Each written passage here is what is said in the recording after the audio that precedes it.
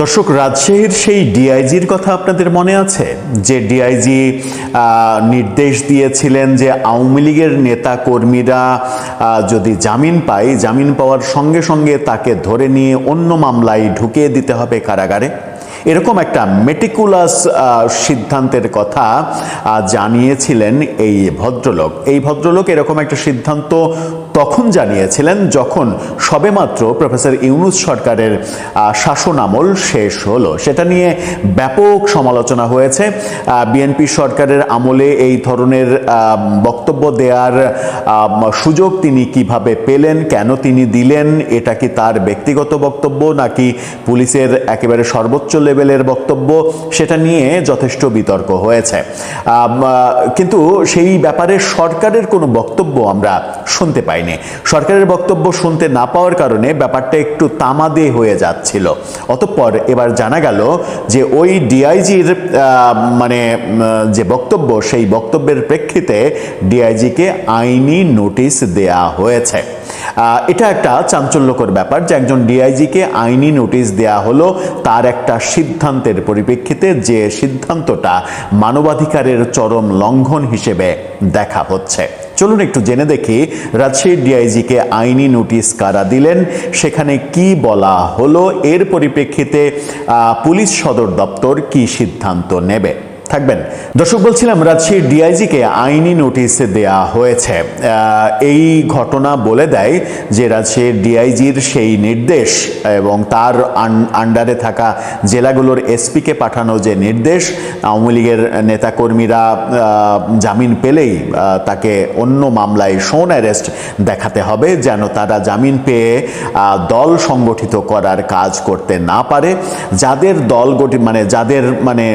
যারা নেতৃত্বের পর্যায়ে নেই, যাদের দল সংগঠিত করার মতো অ্যাবিলিটি নেই, তাদের ক্ষেত্রে একটু সহনশীল আচরণ করা যেতে পারে, এরকম বক্তব্য আমরা শুনেছিলাম।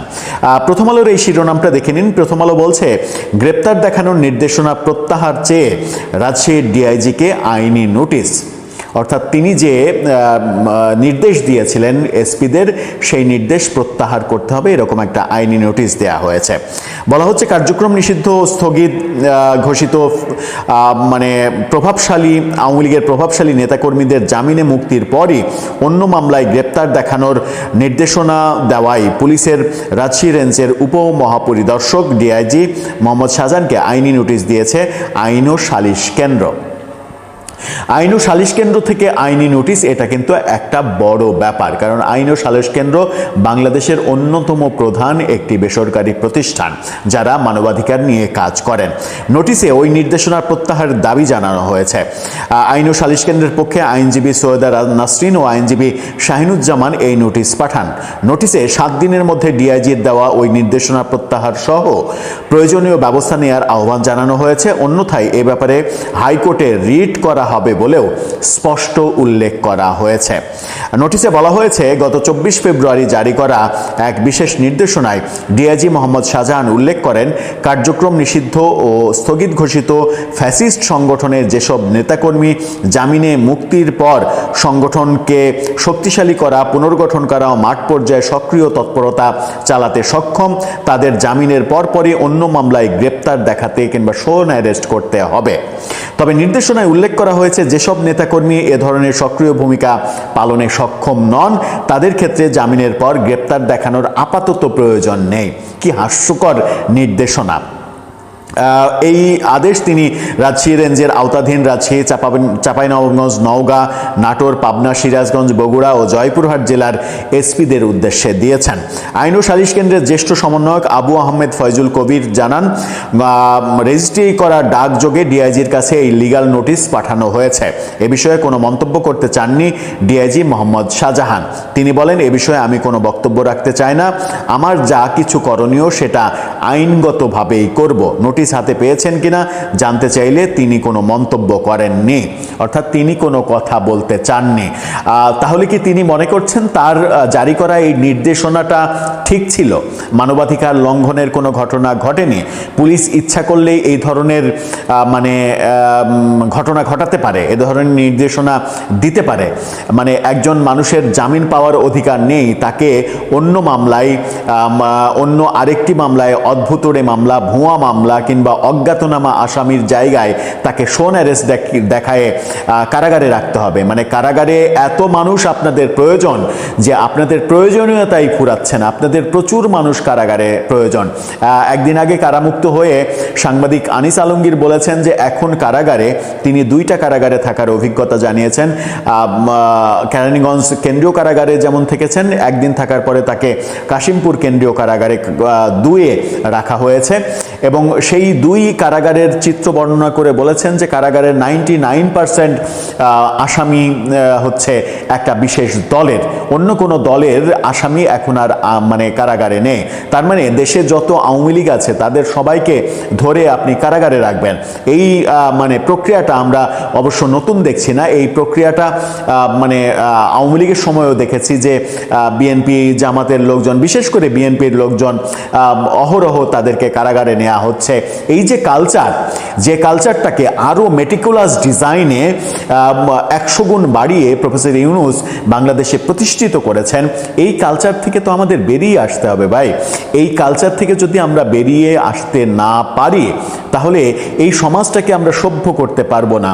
কারণ একজন সর্বোচ্চ অপরাধীরও তার মানবাধিকার নিশ্চিত করা রাষ্ট্রের দায়িত্ব।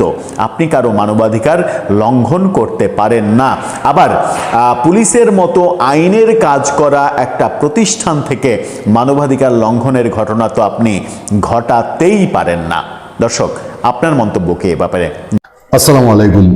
খুব লম্বা আলোচনা করব না, সেদিনই আমি খুব ধিক্কার জানিয়েছি যে এখনই এসব কাণ্ড, যেদিন প্রথম আলোর মতো পত্রিকাও আপনার সেই লালমনিরহাটে একজন ইউনিয়ন কাউন্সিল চেয়ারম্যান এবং বিএনপির সদর উপজেলা বিএনপির যুগ্ম সেক্রেটারি সবুজ, ওনার সাথে কথোপকথনের ফোন রেকর্ড ফ্লাশ হয়েছে। সেই ফোন রেকর্ড থেকে শোনা যাচ্ছিল যে বিএনপি নেতা ইউপি চেয়ারম্যানকে প্রেসার করছেন যে ভিজিএফ কার্ডের 1300 কার্ড 30% এটা এমপি সাহেবের, এটা আলাদা বরাদ্দ রাখতে হবে।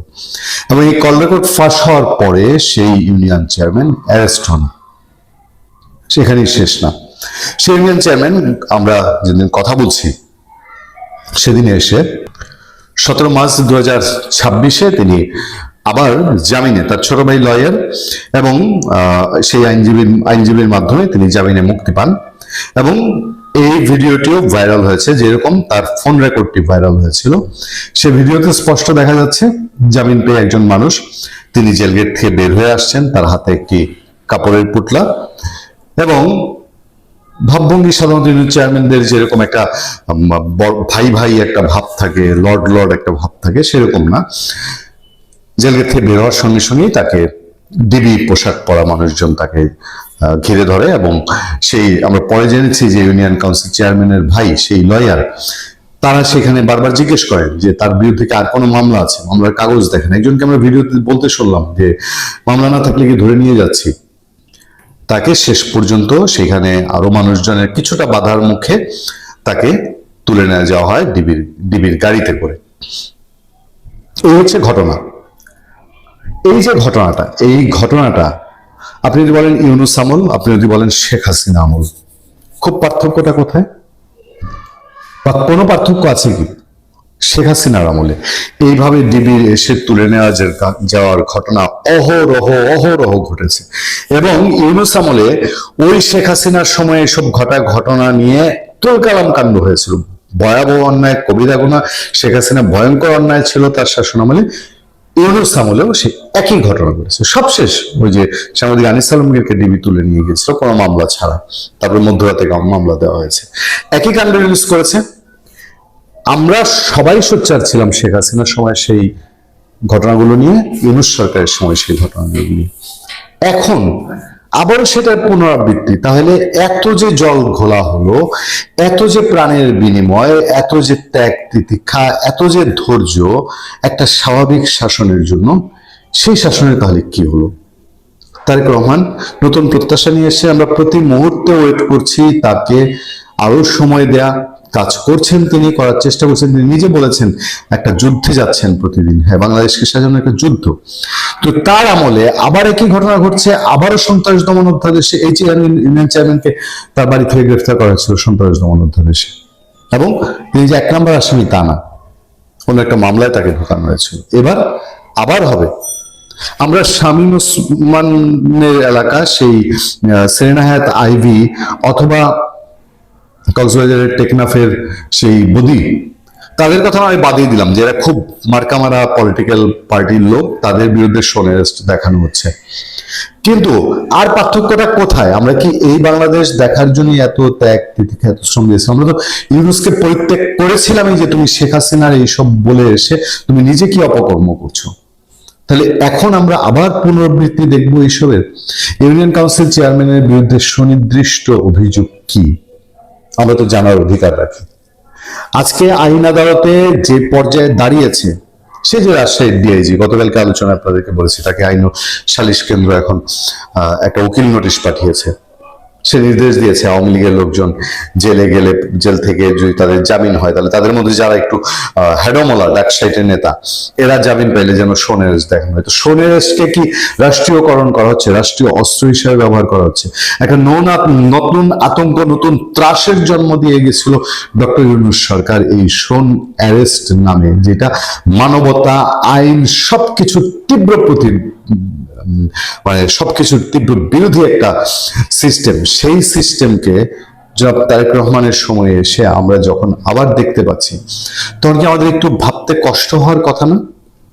সে ইউনিয়ন কাউন্সিল চেয়ারম্যান আওয়ামী লীগের লোক, সে ইউনিয়ন কাউন্সিল চেয়ারম্যানের বিরুদ্ধে আওয়ামী লীগের কোনো মামলা আছে, আওয়ামী লীগ সংক্রান্ত কোনো মামলা আছে, জুলাই অভ্যুত্থানে হত্যাকাণ্ডের মামলা আছে, জুলাই অভ্যুত্থানে হত্যাকাণ্ড মামলা নিয়েও তো আমাদের বহু কথা আছে, বহু কিন্তু আছে। তারপর তার বিরুদ্ধে আর কোন সন্ত্রাসী কর্মকাণ্ড? এখন তার ফোন রেকর্ডটি তার কাছে টাকা, তার কাছে আমি ওই দিনও বলেছি যে এই যে ভিজিএফ কার্ড চেয়েছে ইউনিয়ন চেয়ারম্যানের কাছে এমপির নামে, এমপিকে 30% কার্ড দিয়ে দিতে হবে, 30%। আমি বলেছিলাম যে আবার সেই 30%-এর পরশুদিনই আমরা বললাম। তো এই লোকটি জামিনে মুক্তি পেল, মুক্তি পাওয়ার পরে তার এই অপরাধ, তিনি এটা যদি তার ফোন থেকে এটা ফ্ল্যাশ হয়ে থাকে, তাহলে স্থানীয় এমপি সাহেবের তার এখন ভূমিকা কি? তার তো নিজেরই উচিত এই চেয়ারম্যান সাহেবকে এখন শেল্টার দেওয়া। উপরন্তু চেয়ারম্যানের এখন যেই হয়রানিটা দেখতে পাচ্ছি, কোন আর চেয়ারম্যানের বুকের পাটা থাকবে এখন এমপি সাহেবকে 30% না দিয়ে? তাহলে আমরা আরো 5টা বছর যা দেখেছি, গত 20 বছর, আবার সেটা দেখার পুনরাবৃত্তি নিয়ে বসে থাকবো? সেটা আবার পুনরাবৃত্তি হবে, এটা আমাদের দেখে যেতে হবে, এবং আবার একটা সময় বলতে হবে না কিছুই হলো না। ভালো থাকবেন, সুস্থ থাকবেন। আপনার সাথে আমি আতিক রহমান, পূর্ণিয়া।